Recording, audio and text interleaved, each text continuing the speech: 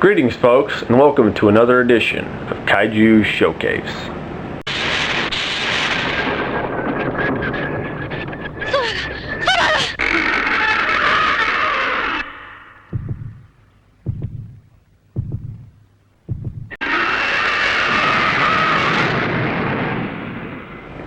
Alright folks, since we're going to continue on with the trend of items I got in the most recent package, I figured I might as well do the last one that came out of that.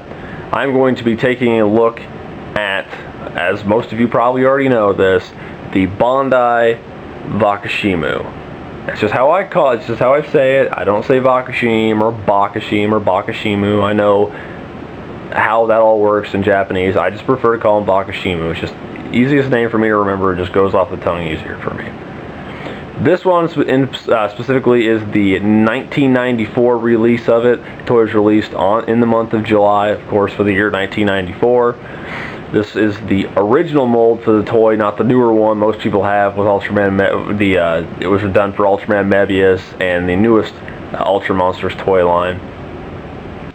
As for articulation and stuff, there's not a whole lot to say about the toy. It has your basic legs and arms. The head is a separate piece, but there's no point in turning it because the Kaiju really didn't do that in the show. So, I mean, it's limited articulation, but the detail is nice, and we do like the how they did color inside the lines on this one. So it does look pretty good. I do like it. I'm satisfied with the toy. Now, some more information behind the toy. This mold originally started in the 1989-1990 Ultra Monsters toy line, where it was same mold color. The orange was sprayed on, not so nicely, put on and all correct and whatnot. Silver on the horn. The big difference is the body. There was not this metallic green. There was a silver instead. So that's a good way of telling them apart. The toy was again used in the 1991 to 1993 toy line, where it was generally the same as the last one I mentioned, except it was molded in a lighter blue as opposed to this darker color. The last release of the toy after the 93 to 96, which you see before you, was done for the 2000 and 2001 Ultra Monsters line, which you can imagine was a real standout because it was kind of an old looking toy at that point, even though I know there were several older molds that still existed in that toy line. The last iteration was generally the same as this, except the inside of the mouth was retained the orangish yellow color that is seen on the back. But so you know that before I start completely, or rather I point out the flaws of the figure. Well, I'll be nice here and talk about it a bit. I do really like it. I like the Vakishimu design. It's kind of one of those off-the-wall looking kaiju that's just like so kind of out there that he's like totally badass.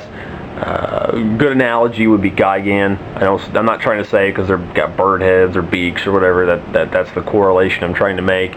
They're just very interesting designs that are just fucking sweet. I mean, you can't really put it any other way.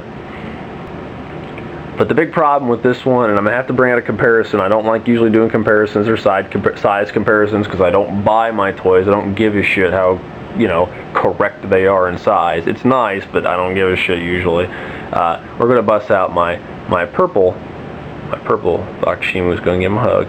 Aww. But this is the newer mold, which was released for the Ultraman Mebius toy line. This is the slightly less common purple and orange, which I think looks better. Not to usually a traditionalist. I like the original, but the purple and orange is just kind of out there enough that I like it. As you can see, the Vakishimu is generally a smaller toy, and you can see the newer one is even smaller than the older one, not counting the overall length of the horn and just the robustness of the toy. I mean, it doesn't hold a candle to Pestar in any way, because that's a fucking tough one. That's a tough act to follow when it comes to just generally small toys. But he is rather small, and he does look kind of puny compared to other kaiju in the line. So I just wanted to bust that out to give a decent comparison, because I'm not one that usually likes to compare two toys. So if you like Vakishimu and you like the older toys, I'm fond of the older mold. I think it looks perfectly fine. And there are certain things I like about it as opposed. Actually, I kind of like the mouth being one solid piece. it just got that more nostalgia, like older feel to it, and I like that. Almost a little bit more crudeness to it. But it's a cool toy. And we'll talk about pricing here in a bit.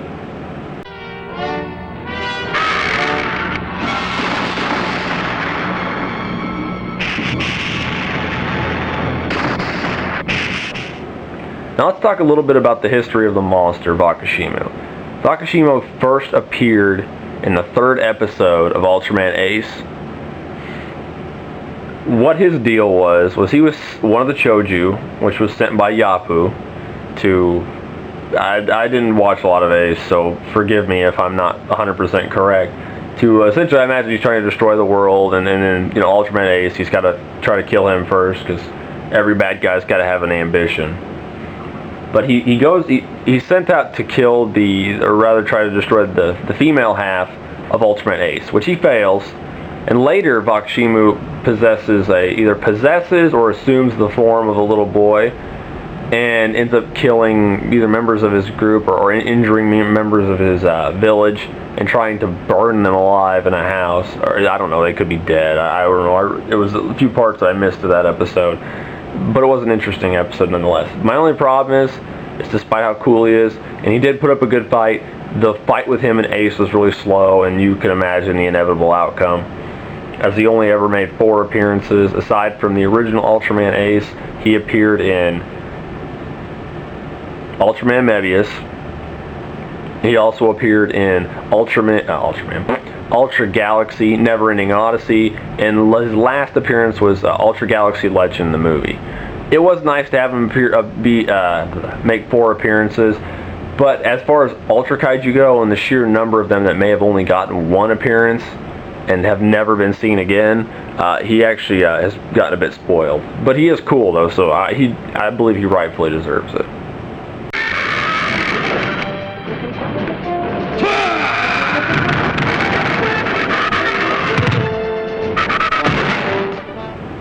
And of course, the last bit we inevitably have to come to is pricing, and my pricing is going to be as generally along the same lines as it usually is.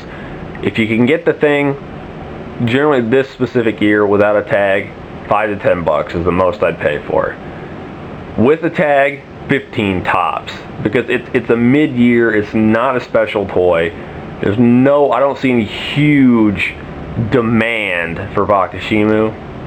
Now, if it was an older one, like an original in '89, with a tag, you're going to probably pay a couple bucks, or I'd be willing to pay more money for it.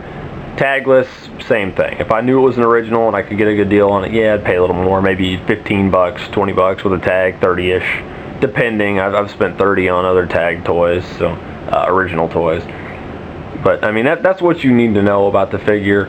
It's not bad. It's more correct to its original appearance, though his Mebius appearance wasn't really that much different than his first one. Aside from, of course, you can do a little more with the suit because it's a more modern show. It's really not that bad. Detailing is good. Just if you have a problem with scale, you probably want to pass on it. He's just not robust. Doesn't move very well. I mean, you could do some stuff with him, but he's not super, articulate. So I think we're going to cut that episode off here, or this episode off here. Thank you very much, guys, for tuning in. We'll do something different, I don't know, whenever I do my next video. I'm hoping to do that probably here in the next couple days or a week or so. Hopefully I'll have some new stuff in. I've got some things lined up, but we'll just see what happens. But thanks again for watching, and despite what happened in the last video, I actually do not have Bandai Creation hate. It was just seemed like a funny thing to do. So thank you very much, guys, for tuning in, and we'll catch you next time.